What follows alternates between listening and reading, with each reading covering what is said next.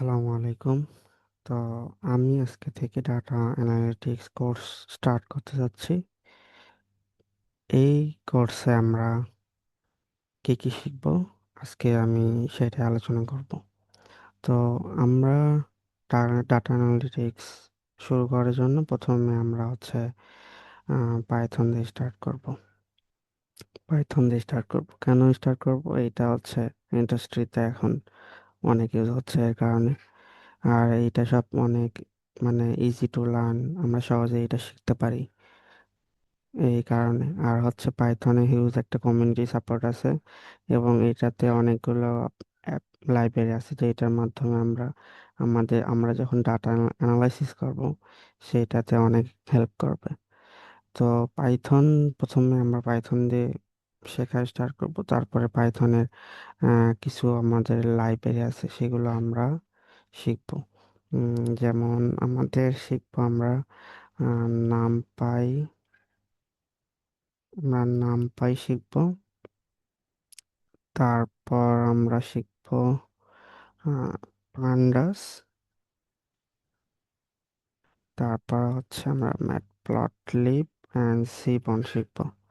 তো পাইথন যখন আমরা কভার করব, তখন আমরা এই চারটা যে আমাদের লাইব্রেরি আছে এইটা আমরা শিখবো।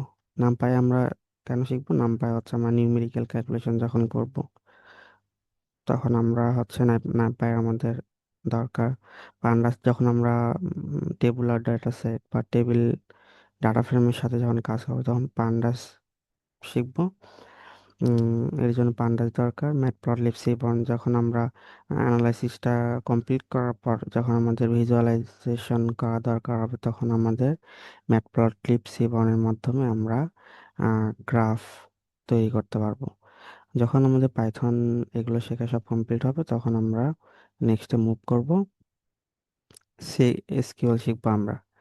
যে এসকিউএল এসকিউএল এটা হচ্ছে আমাদের স্ট্রাকচার কোয়ারি ল্যাঙ্গুয়েজ। এইটা আমরা কেন শিখবো?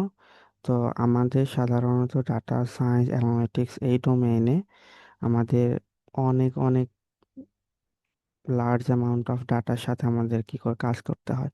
তো এখন ডাটাগুলো আমাদের একটা ডাটা বেজে স্টোর থাকে।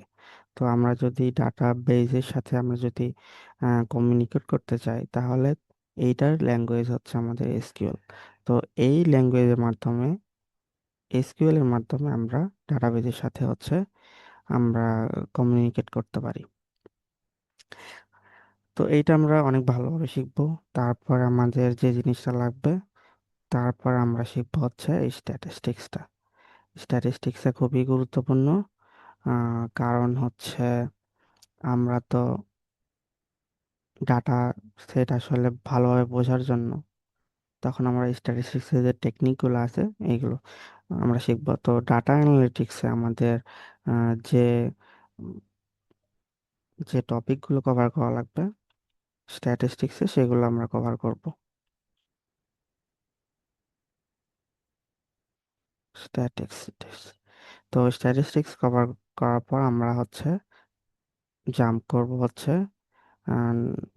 ডাটা ভিজুয়ালাইজেশন, যে আহ, আমরা যে রিপোর্ট তৈরি করব অ্যানালাইসিস করার পর, তখন আমরা সাধারণত আমাদের দুইটা সবচাইতে বেশি ইউজ হয় দুইটা টুল। সেটা হচ্ছে একটা পাওয়ার বিআই আর একটা হচ্ছে আমাদের ট্যাবলো। তো আমরা এবং ইন্ডাস্ট্রিতে আজকাল দেখা যাচ্ছে যে পাওয়ার বিআইটাই হচ্ছে আমাদের বেশি ব্যবহার হচ্ছে। তো আমরা পাওয়ার বিআই দিয়ে আমরা স্টার্ট করব। এবং এইটার সাথে যখন আমরা পাওয়ার বিআই স্টার্ট করব, তার আগে আমি চাচ্ছি আমি আমি বেসিক এক্সেলটা আমি কভার করে দেওয়ার চেষ্টা করব। যখন আমি এই কয়েকটা পাইথন, এসকিউএল, স্ট্যাটিস্টিক্স এবং এক্সেল, পাওয়ার বিআই এইটা কমপ্লিট করার পর দেন আমরা প্রজেক্ট করব। 3-4টা প্রজেক্ট করব এবং প্রজেক্ট করার মাধ্যমে হবে কি যে আমরা যে টুলস টেকনিক এই শিখলাম, এটা যেন আমাদের নিজের প্রজেক্ট আমরা ইউজ করতে পারি। তো এই ছিল হচ্ছে কমপ্লিট রোড ম্যাপ, বা আমরা এই কোর্সে কি কি কভার করব সেইটা আমি আপনাদের সাথে শেয়ার করব। তো আজকে এই পর্যন্তই। লাইক দিয়ে, ফলো দিয়ে সাথে থাকবেন। আসসালামু আলাইকুম।